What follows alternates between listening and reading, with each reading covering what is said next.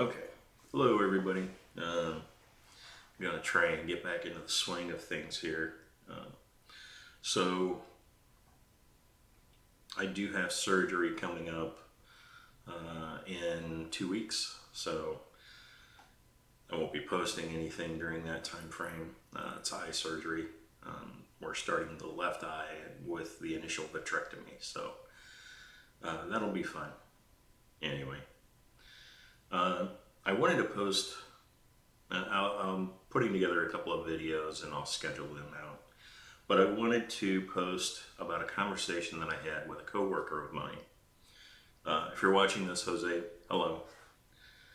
So he's an aspiring photographer, and he bought actually a very nice camera, a high resolution Sony A series camera. But he had heard about a couple of pictures that I sold that paid for my Hasselblad camera. And he wanted to know how I made money doing photography. And we had actually a really wide-ranging conversation as photographers who don't get to talk to people who are also photographers very much unless you're part of a club or something like that. So we went through some of the various things.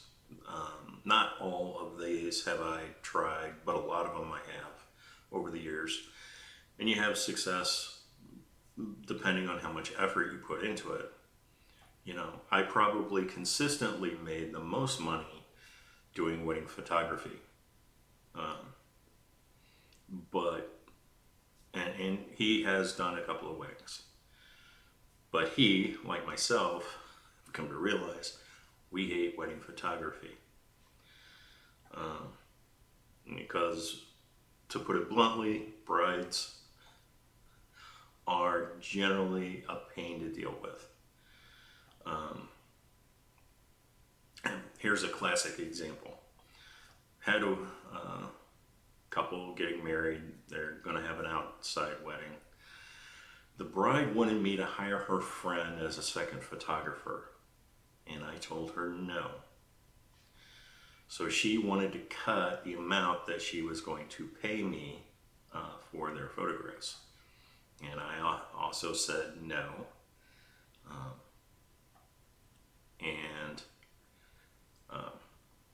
Fortunately, her husband-to-be had at one time had an interest in photography and knew a little bit. And so they stuck to the original agreement and everything was fine. Well, her friend, who was apparently an aspiring photographer, had, I think it was a Canon XT2, it might have been a 3. One of the little kit DSLR cameras that Costco and Sam's sold. And as a camera, it was a fine device, but it's definitely was not designed for professional work. Now, it took beautiful pictures, and I'm sure that's what the bride was thinking, as was her friend. And she had even shown me some of her work, and she had very lovely pictures. But knowing the gear that she was going to shoot with, there was no way I was going to let somebody under my name take pictures.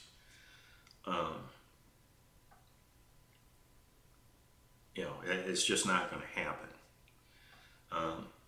And oddly enough, this was an outdoor wedding. So, wedding day comes, we're both taking pictures. Little rain shower comes by. The bride decides to continue with the wedding.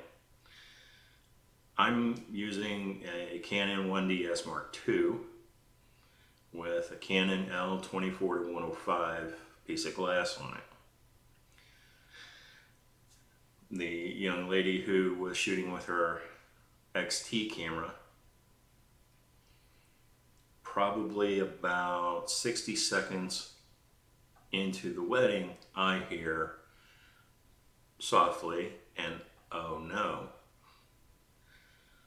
And I turn to look, and I hear click, click, click, click, click, click, as she is turning the camera on and off. After about 5 or 6 times of that, she, in the rain, decides to remove the lens. I don't know what she thought that she was going to look for, but she removes the lens, looks at the camera, sees the rain hitting the sensor, quickly puts the lens back on, and of course the camera is now a desk ornament, which leads me into one of my other musings, but we'll get to that in a minute. So anyway, after the wedding, and I provide the pictures, and the bride was happy with my pictures, and then apologized for what she had tried to make me do. She was quite mad at the time. It's just, when it's your reputation on the line, listen to your gut. It's, don't put your name on somebody else's work under any circumstance. Now, that's not to say you can't hire a second photographer, but if you're going to do so, know their work and know their equipment.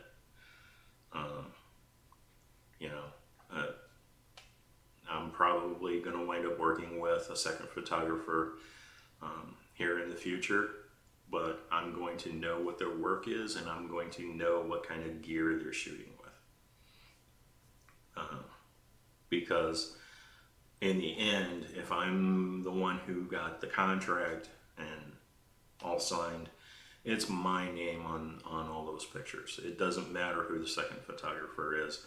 I'm going to be the one who has to take the financial responsibility for their failures, and I have to pay them, and whether they're successful or not, if the client doesn't like their pictures, it won't matter.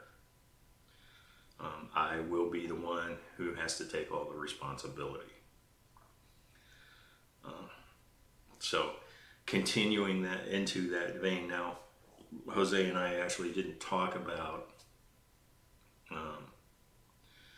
that particular instance, but we did talk about a part of that.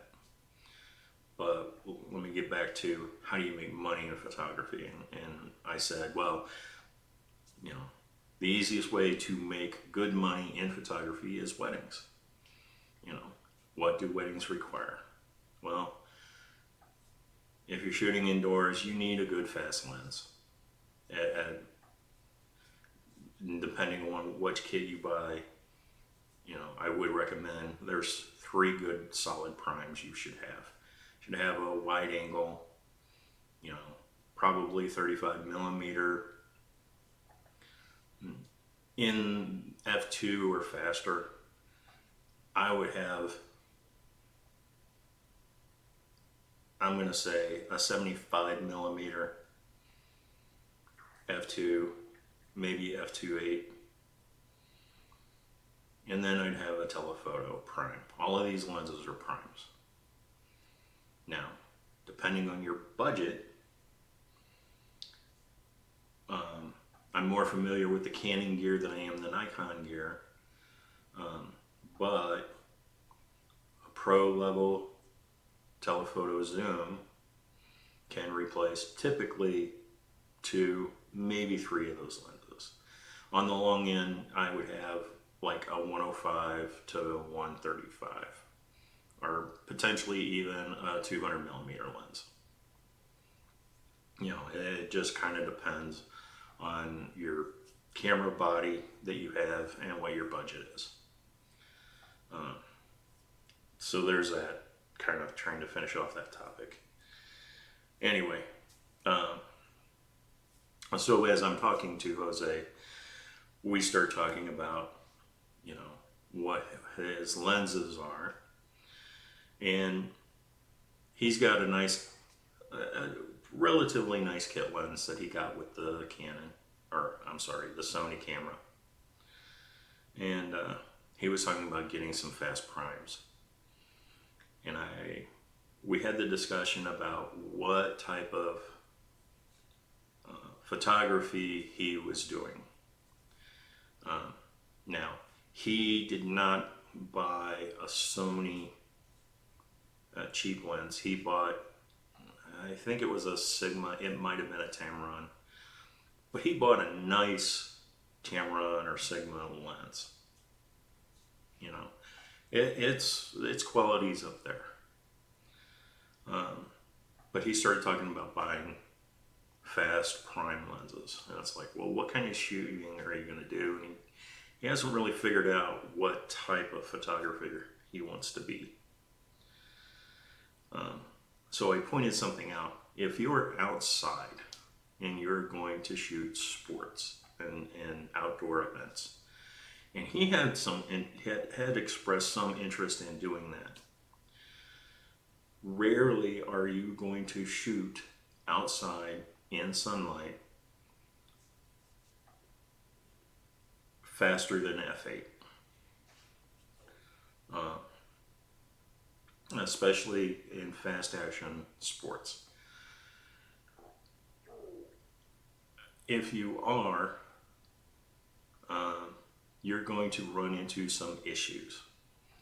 Those being is you're going to, unless your camera is really fast, and his camera is fast enough, the problem you're going to have is overexposure. Because the cameras of today are really sensitive. So sunlight, you're going to be shooting really fast speeds at f8 already. If you try shooting at f4, you're going to be shooting at 1/4000th of a second, probably at ISO 100, and you're still going to have to be careful to keep things from blowing out. So, he was thinking, oh, I'll get an f1.2 lens to shoot outside. And it's like, well, you're never going to use f1.2. So why spend the money on a high-end f1.2 lens, or even a 2 or a 2.8 if, you're never using that aperture. Now, that's not to say you shouldn't necessarily buy a lens in those qualities. But think about what you're shooting and buy the appropriate equipment. Now, there's nothing wrong with buying other lenses to play with, but this is just experience. I know going outside, I'm never going to shoot at anything below an f8 because I want my depth of field to be solid, with a couple of exceptions. I know that if I'm going to shoot on the beach and I want to shoot, let's say, the sea oats that are on the dunes of the beach, there I am going to want some decent blur in the background, and I would like it to be smooth. That would be a case where, yes, I might really want a faster lens. Because I do want the nice blurry background. But those are highly selective exceptions.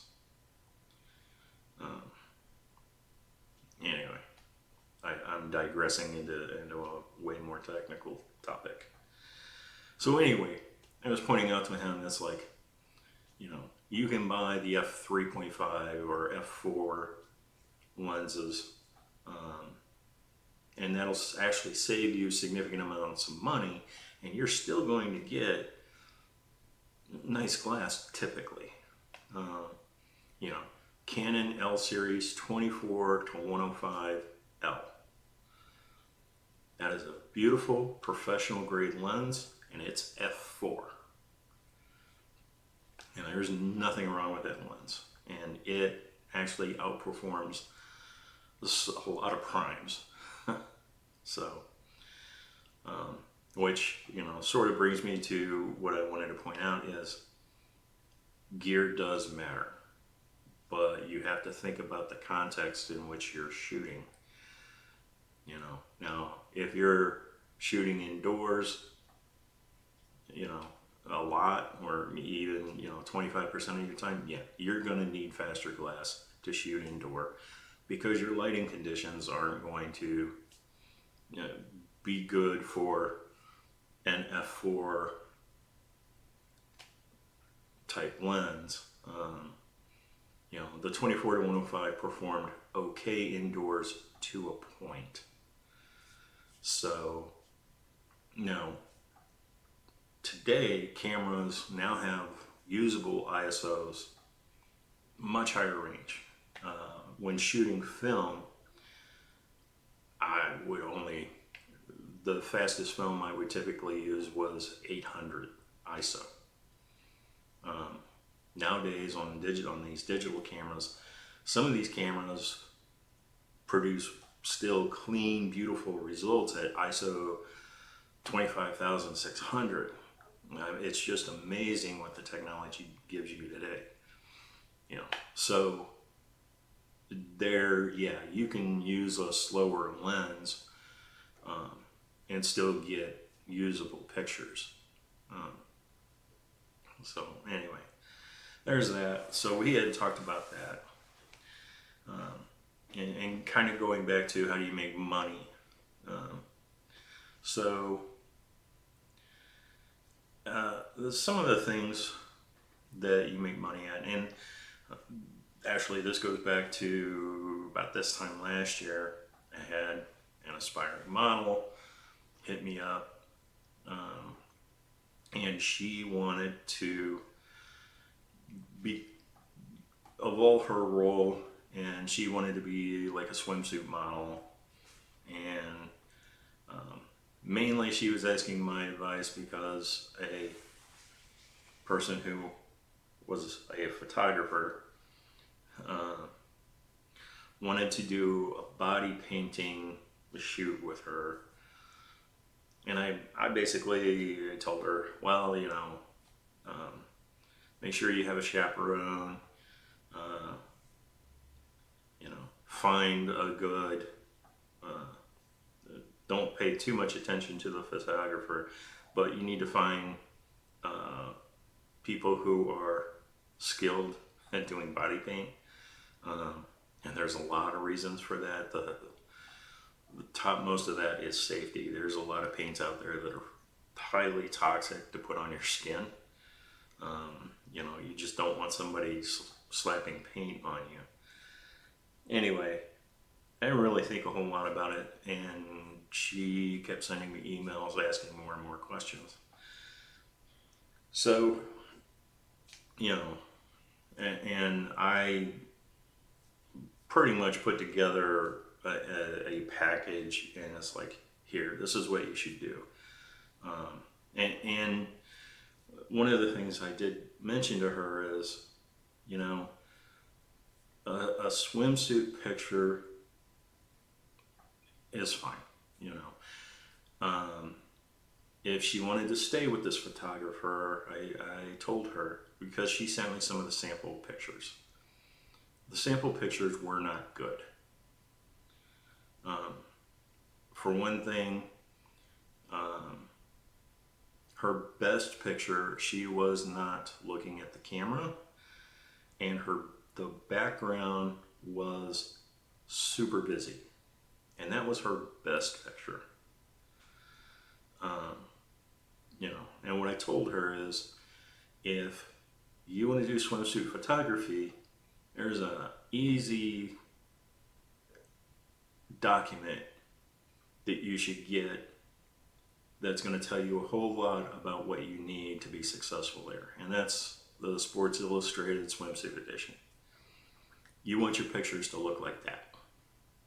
Yeah, best advice I could give her. If your pictures look like those, you're successful. And that also means your photographer's successful. So, you know, just basic advice. You know, moving on into making money. High school sports. And, you know, you may have seen this. Typically coming from the Midwest, Friday night football, high school football, is a big thing. So, you know, you can set up, take a picture, have a portable printer, have like a Jackery to run the printer on a laptop. Take some pictures, you know, a 4x6 print, charge $10 for, a 5x7, charge $15 for. You know, if you only get 10 people and they buy 3 to 5 prints on average, you know, you're going to make probably between $250 and $300 on the low end, and you'll make more than $500 on the high end for 2 to maybe 3 hour shoot session. That's not bad. And you can do that just to make extra money. We'll put a piece of advice in there. Don't go, if you've never shot one of these events before, don't try and make money the first game you go to. You need to go, you need to practice your craft. Also, the things you're going to need, you need a camera that has a high frame rate. You're going to need, now this will be an example of, you need a fast telephoto lens, because unless you want to physically run as fast as those high school kids can run down 100 yards, you're going to want a zoom telephoto lens. Or at least a really good telephoto lens. So, you know, we talked about that. At one point in time, I shot corporate event. It was a golf outing. I picked out a hole that had trees around, so there was a shady spot. I set up my camera in the shade. I took pictures of every team coming through. After the last team came through, I moved towards the end of the course, found another hole, and set up again, and got additional pictures. Now, I posted some of these pictures online, and out of the blue, I got phone calls from, one was from a golf magazine, wanting me to shoot pictures of events for them. So, you know, pick an event, practice your craft, and get your pictures out on some of the boards like Flickr, 500 Pix, places like that. You know, Jose lives in Miami. You know, Fort Lauderdale, they have a big boat show. It's like, you know, go shoot the boat show. Somewhere along the coast, you know, they do boat racing. Some of this stuff, I will say, you do have to be careful, and you should, like, if you're going to shoot high school football games, you know, talk to the coach of the home team, talk to the school administrators. You know, one person I know, they shot the high school football games, and eventually the school hired them to do their school portraits, which also then led to that photographer getting personalized high school portraits for the graduating seniors, and they built an entire business around that, and they've done quite well. um, you know but you have to like doing that stuff. uh, and then other things. It's like recent years dog shows have become really popular. you know People love good pictures of their pets. um, you can there's all kinds of photography you can do and make money. you know Inevitably the conversation came up about how camera phones are ending professional photographers. It's like, no, all it's doing is it's resetting the clock back to where we were in up until probably the mid to late 80s, early 90s. So in the 60s, 70s, and 80s, professional photographers bought professional gear, and they didn't worry about camera phones that didn't exist. But what happened was eventually Kodak and some of the other filmmakers created disposable 35 millimeter cameras, and they're still around today. Of course, they're nowhere near as popular today, but it's a little box with film, plastic lens. Some had flash, some didn't. There was a huge surge in photography. And that huge surge in photography drove the consumer level DSLR. And everybody thought, well, now that everybody can afford what they thought was a pro camera, professional photographers are going to go out of business. Well, that's not the case. And I don't care how many megapixels they stuff in a phone. While I appreciate it, having a phone camera isn't going to make you into a well-qualified professional photographer.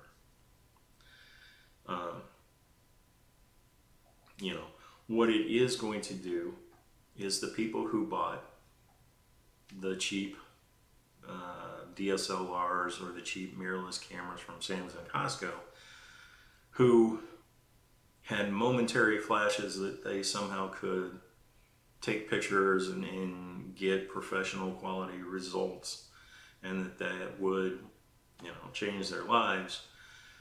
Probably 99.95% of those people, they used the camera twice and they stuck it in a drawer or a box in a closet or in their attic, and they never used it again.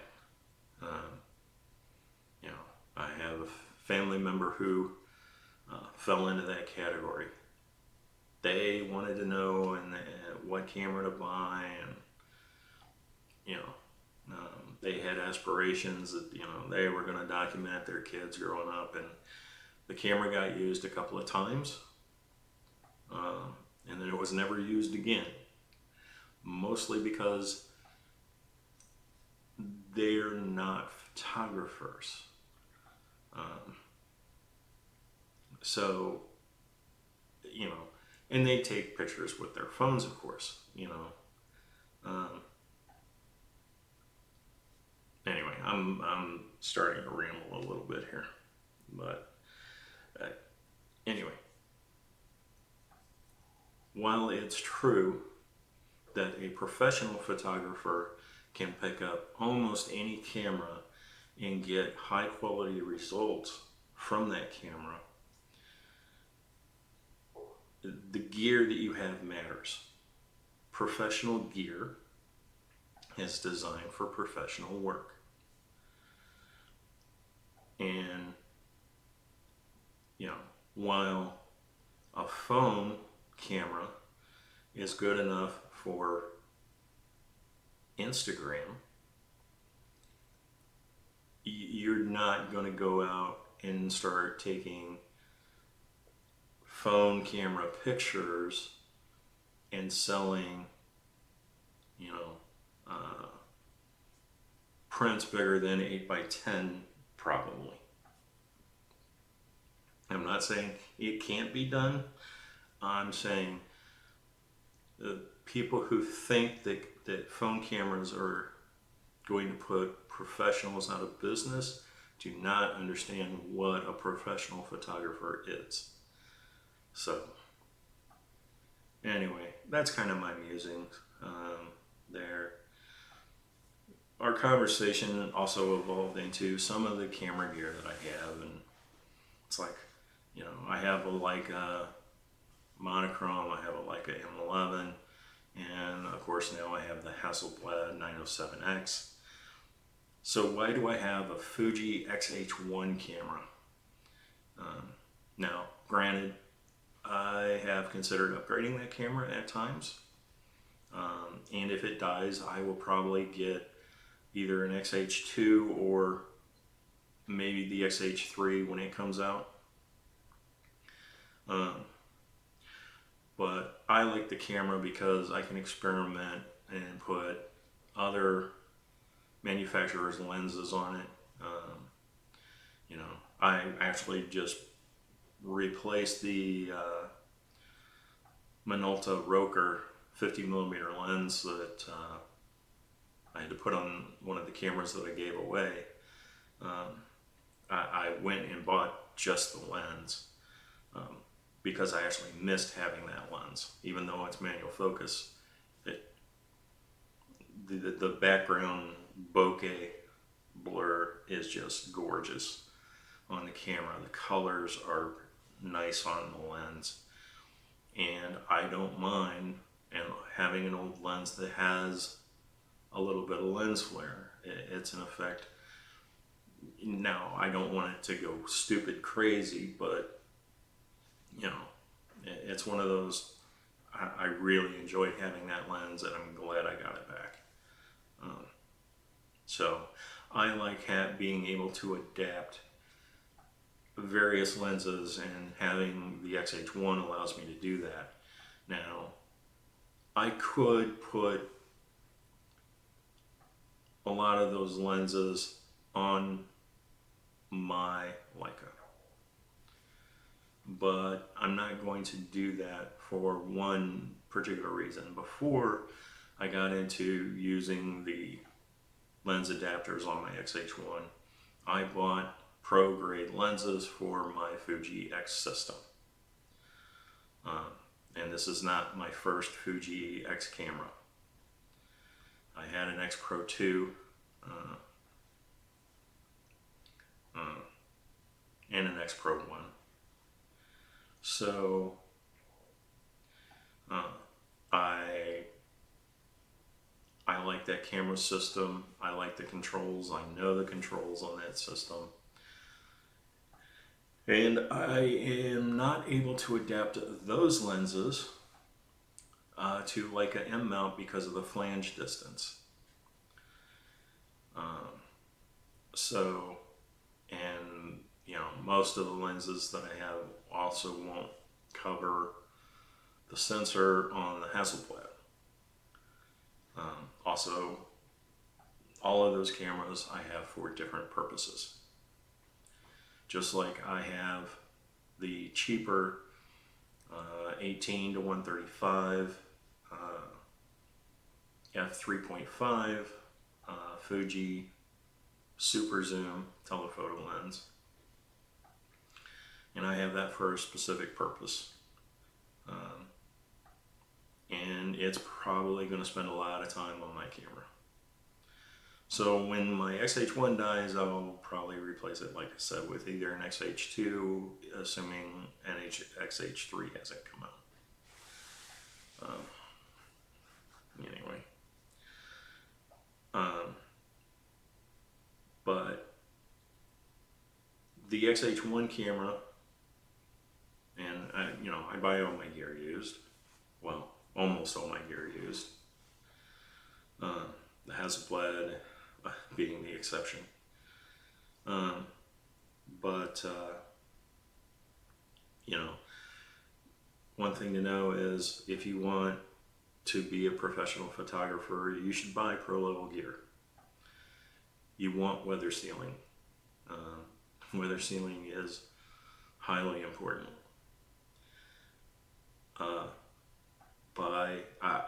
I would advise buy good used professional gear over cheap prosumer enthusiast gear if you want to get into the photography business.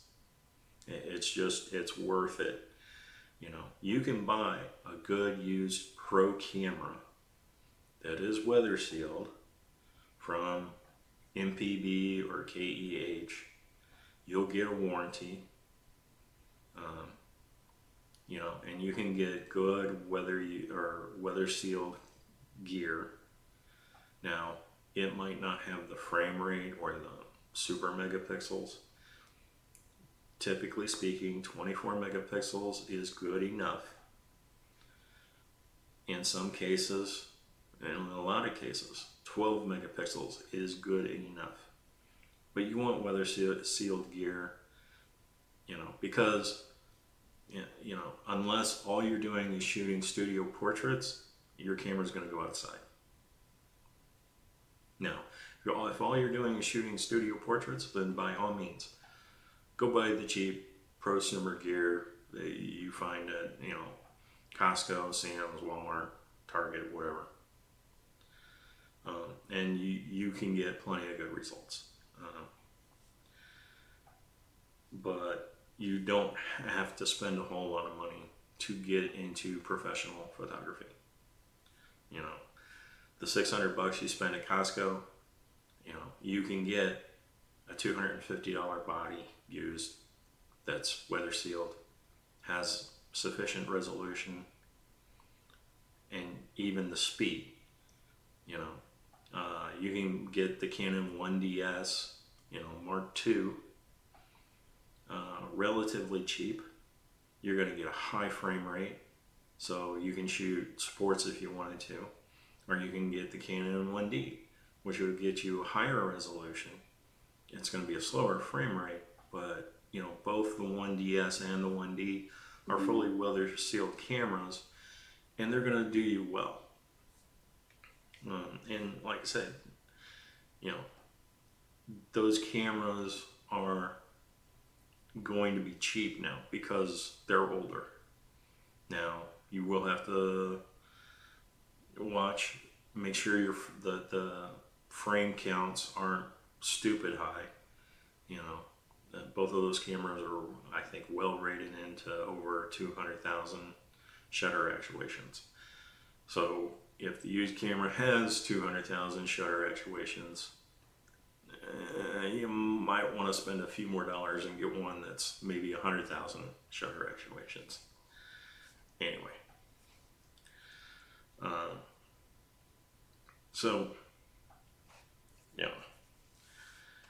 there's that. Going back to the whole making money thing, you can make money in a variety of ways.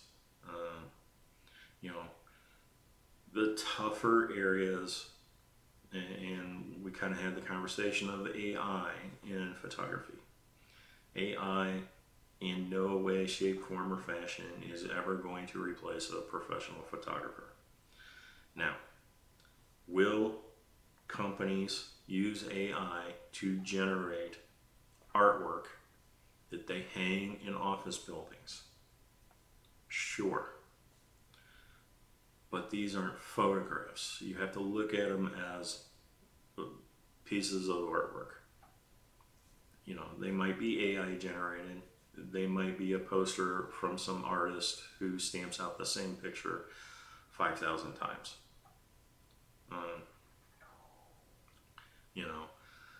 And of course, all of that work is subjective.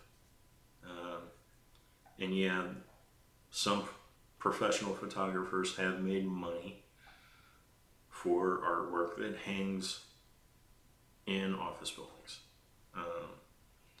And I'm not saying that those photographers aren't being impacted by AI, but if a company wants to hang actual photographs in their office building, then they're going to pay for a professional photographer to do so. You know, that's just how it is. You know, what is happening today in the photography business is all the wannabe photographies are dropping out. You know, the so-called drop in camera sales, well, the prosumer camera sales have dropped to next to nothing. But the professional gear is still making about the same amount of sales as they were before iPhones came out. You know, and that's not an accident. So the pros are still out there. The pros are still buying gear. They're still buying professional grade gear. Those sales are still at the same levels that they have been for decades. You know, the camera manufacturers have enjoyed selling cheap versions of that professional gear to millions of aspiring home shooters, and that market got saturated by that gear and phone cameras. So those sales have plunged. But your actual professional photographers, they're still buying cameras at the same rate that they have been. So, you know, we're just returning to what I would call normal levels for professional gear.